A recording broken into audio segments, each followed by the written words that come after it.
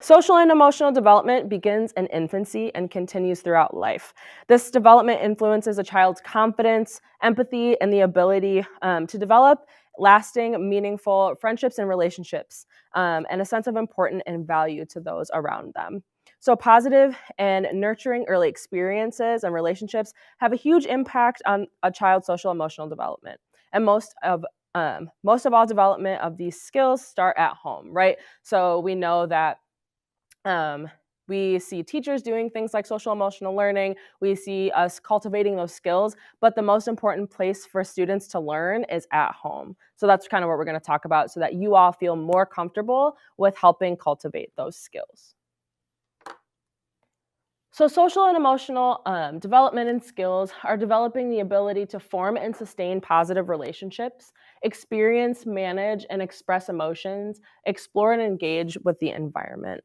So, many of these skills occur naturally, right? We know how to interact with other people based on what we see other people do. And this can happen through modeling, like I just said, but it can also be developed through social emotional learning, which there are now like curriculums that we learn and schools that are taught in schools. So skills like goal setting, self-awareness, self-management, social awareness, and relationship skills are all touched on in school. So there are a lot of other ways that these things can be modeled and encouraged other than just like through a strict curriculum. Then they can be encouraged at home. So we'll talk about that during this presentation. So according to a psychosociologist or a psychosocial psychologist named Eric Erickson, a person passes through 8 developmental stages that build upon each other. At each stage, we face a crisis, according to him. So by resolving these crises, we develop psychosocial strength or character traits that help us become confident and healthy people. There are 8 stages in his theory, and for time's sake, we're only going to be talking about 2 of them around school age and then adolescent age. It's also important to mention that since it's a theory, it's not perfect, right? But a lot of these things you'll hear and you'll be like, oh, yeah, I definitely see that, and I can mirror that in what I see, especially during those teen years. So for this specific presentation, we'll be focusing on stages 4 and 5, which are identity versus role confusion, that is around adolescence, and then industry versus confusion. So in stage 4, which is kind of hard to see on that screen right there, but in stage 4, the major question is, how can I be good, right? And the important events are school and sports. This is where students first start to like fly the coop, for example, right? They're starting to create those social relationships outside of home life. At this stage, it's important for both students and parents, for both teachers and parents to support and offer encouragement. However, adults should be careful not to equate achievement, right, with acceptance and love. This is the point in time where we need to make sure that we're really expressing that unconditional love and support from adult humans, so we can help children through this stage, especially those students or those young people that might struggle with feelings of low self-esteem or inferiority. So children who are overpraised, on the other hand, might develop a sense of arrogance, right? So we need to see that balance between giving proper praise, right, when it's necessary, when it's needed, making sure we're building self-esteem, but not overpraising where we're creating a sense of arrogance, where we're not having a real perception of how we are as human beings. So even if a child struggles in some areas of school or in some skills, encouraging kids in areas where they excel can help foster feelings of competence and achievement. So what might be an example of this? What might be an example of, even if they're struggling with something, making sure we're balancing that with praise and acceptance?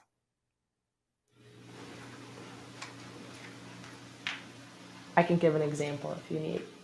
So one that I always think about is in sports, right? So a parent will go and maybe they don't do as well as you want them to in a sport. I see this all the time, right? When I was growing up, a lot of my friends were wrestlers, and I would go and I would see the matches, and they maybe didn't do as well as their parent wanted them to do, and their parent would get really upset with them, right? In that moment, it's a point where we can teach self-reflection, we can teach self-awareness, giving them not over criticism, but giving them that time for them to look at themselves and look at and say to myself, okay, how do I feel like I did?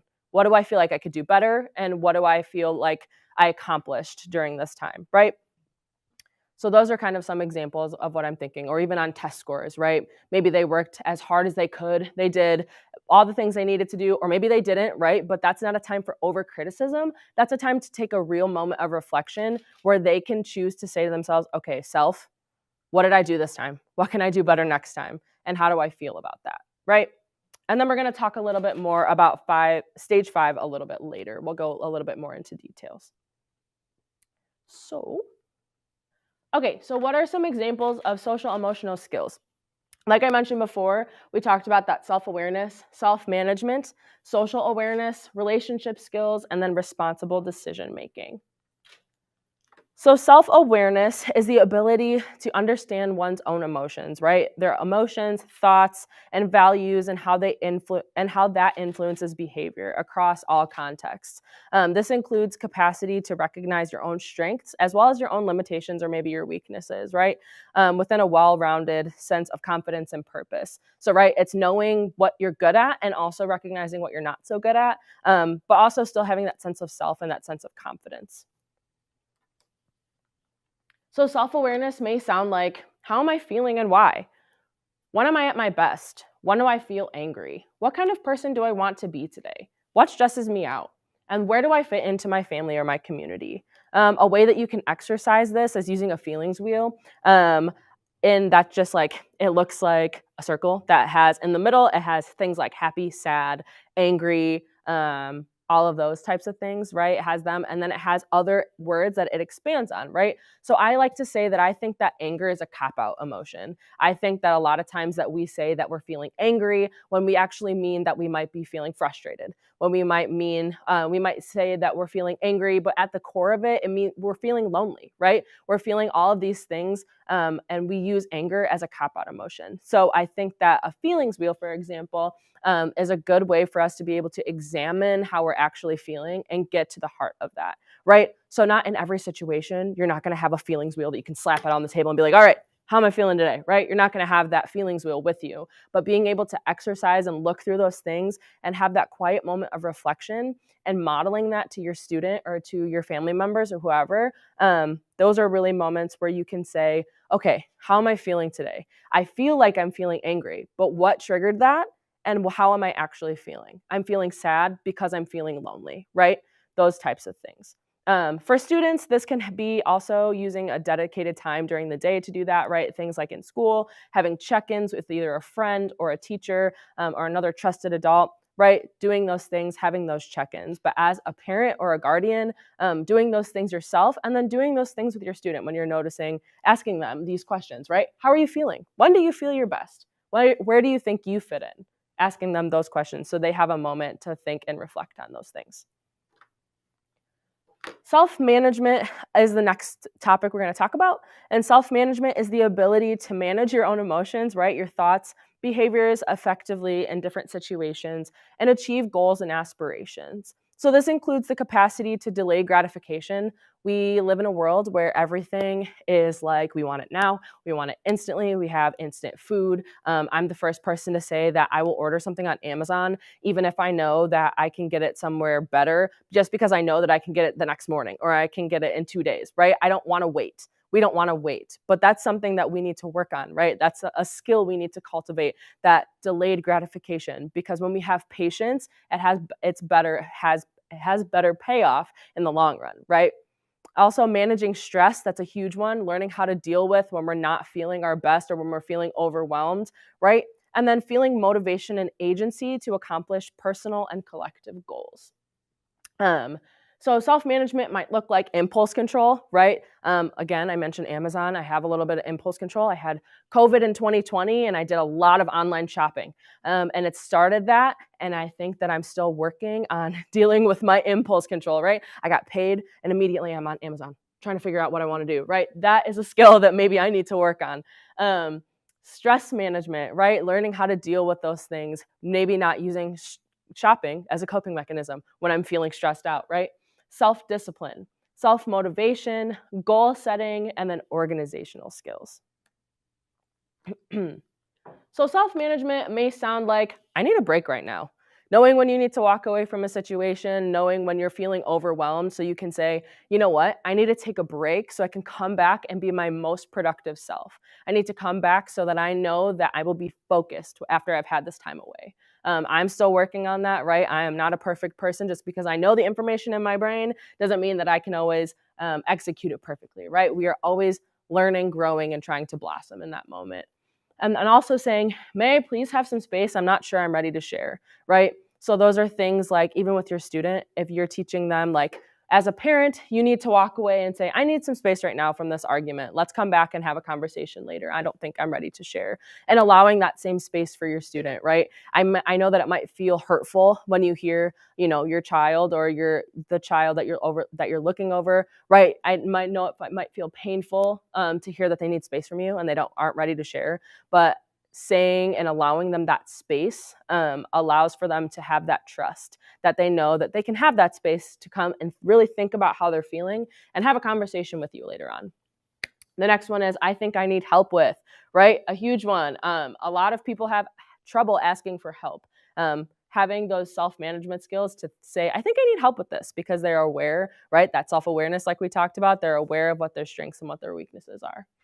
I don't understand yet, but I will blank to reach my goal, right? That goal, those goal setting skills. How many of us have heard of SMART goals, right? How many of us have heard of those types of things that kind of model how to set goals? And that's not to say that you need to sit down with your student, sit down with your 6th grader or your 8th grader and necessarily write out goals if that's not something that you think that you feel confident about, but also helping them go take those steps and say, okay, they're not at their goal now, but how can they get there? And what are the steps they need to take? So self-management strategy would be self-talk, right? So self-talk is the act of talking to yourself, right? So either aloud or just mentally. It's how you feel about yourself and your conscious self or your unconscious self. So generally, we tend to skew on the negative self-talk lens, right? Our brains are hardwired to remember negative things. This is a result of evolution, right? You need to remember negative things so that your fight or flight response is doing what it needs to do to keep you safe. But unfortunately, now that we are in a place where we're not being hunted, right, necessarily in the same way, we have this negative thought pattern that makes us remember these negative things. So negative self-talk makes us feel worse about ourselves, but positive self-talk can help us feel better because it triggers our problem solving. And it also helps us remind ourselves that making mistakes is part of life, right? We know that you don't need to equate a negative thing that happens to you to negative self-image, right? You don't need to say, oh, I messed this up, which means I'm a bad person, right? We need to say to ourselves, okay, self, this really stunk. I did not like that this happened, but this does not mean that I am inherently a bad person. This means that I need to find steps to do what I can do to be better next time. So if anybody has heard of positive affirmations, these are things that we can utilize to practice positive self-talk, right? So if you think, for example, when I was in school, I was really bad at math. And it was really hard for me to understand because I was an AP student. I was good at other things. I was good at writing, good at reading. I was good at all those things, but math was not it for me. So an affirmation I could have used is, I'm smart and I'm capable, right? So I wake up in the morning, I look at myself and I say, I'm smart and I'm capable. I'm brushing my teeth, I'm smart and I'm capable. I'm going through my day, I'm smart and I'm capable. I'm freaking out in math, I'm smart and I'm capable, right? Repeating that to yourself over and over again, those things are the way that you can convince yourself, right, that those things are true about yourself. In the same way that if you continually talk negatively about yourself, you will believe those negative things about yourself. Oh, and also modeling that for your student, right? If you talk poorly about yourself, your student, you might not even be talking about your student or your youth, but if you talk negatively about yourself and they think that they might align with that, they're going to learn that they need to think about their self in the same way that you think about yourself. So think about the way you talk about yourself out loud, the way you treat yourself, the way you're unkind to yourself, and say, okay, self, how can I rewire that? How can I change that behavior? How can I change the way that I think about myself? Even if I don't believe it, my student will believe it about themselves, right? My youth will believe it about themselves. Social awareness is the next thing we're going to talk about, which is the ability to understand the perspectives and empathize with others, right? So essentially, this is having empathy and compassion for others and understanding the overall setting and recognizing family, school, and community resources for support. At home, this may look like, I wonder how that made blank feel, right? How would it feel if I were in that situation? What is blank thinking? They seem sad right now. Maybe I should blank. And thanks for sharing. My family does it this way, or my friend does it this way, or I learned it this way, right? So at home, this could look like practicing active listening skills and expressing empathy in difficult situations, even if you think that the situation is not that big of a deal, right? I know that sometimes, especially in middle school, which we'll talk about this in a little bit, some things that they might think are huge, you're like, why are you freaking out about that? It is literally not a big deal. But expressing that empathy and listening, using your good active listening skills, that opens a window for them to learn those social awareness skills and also for them to feel heard and supported. And I think this is the last skill we're going to talk about, which is relationship skills. It's the ability to establish and maintain healthy and supportive relationships, and also to effectively navigate settings of diverse people, as well as negotiate conflict, right? That conflict management in places where there are differences in personality, also provide leadership and help and asking for help when needed. So relationship skills may sound like, when you blank, it made me feel blank, which I would like to change to say, when this happens, I feel this way, right? Using those I statements instead of saying, when you do this, it makes me feel this way, saying, when this happens, I feel this way. So you're putting the onus on yourself, right? You're putting the way that you feel, it's about you. It's not you making it, oh, you make me feel this way, right? Asking, can you explain what you mean by that? Well, there might be a misunderstanding. I disagree with you because blank, right? It's okay to have disagreements. It's okay to have conflict. I always tell my 8th graders that when there's more than one person in a situation and there are more than one brain in a room, there is likelihood that there will be conflict, and that is okay. Conflict is healthy as long as we know how to manage it in a way that is effective and productive, right? And then the last thing is, what did you mean by blank, right? Getting that clarification. So you can encourage healthy relationships by modeling at home, right? When you have conflict with your partner, when you have conflict with your student, when you have conflict with another person, modeling those healthy resolution skills and encouraging healthy friendships, and also giving them some allowances for autonomy when connecting with other peers, right? A way that you could practice this would be using a rosebud thorn approach, which I know seems very structured, right, to do at home.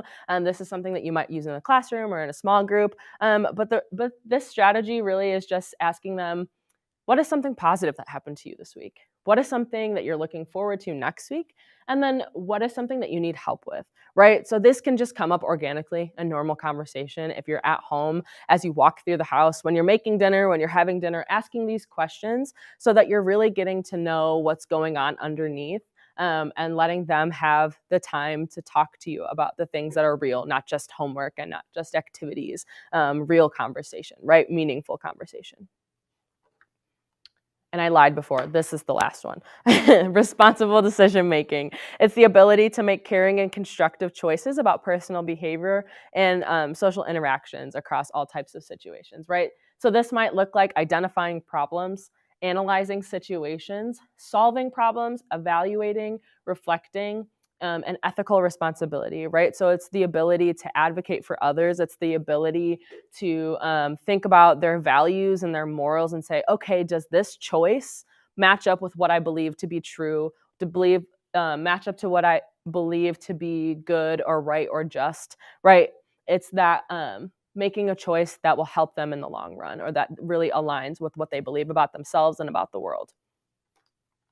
So you can utilize these specific strategies, like SMART goals, like I mentioned before, and there's also something called the Pooch protocol, which I just learned about. But more simply, you can also just walk through these types of situations with your student to help them make step-by-step good decisions, right? So you can ask them, how will this impact others? How will this impact yourself, right?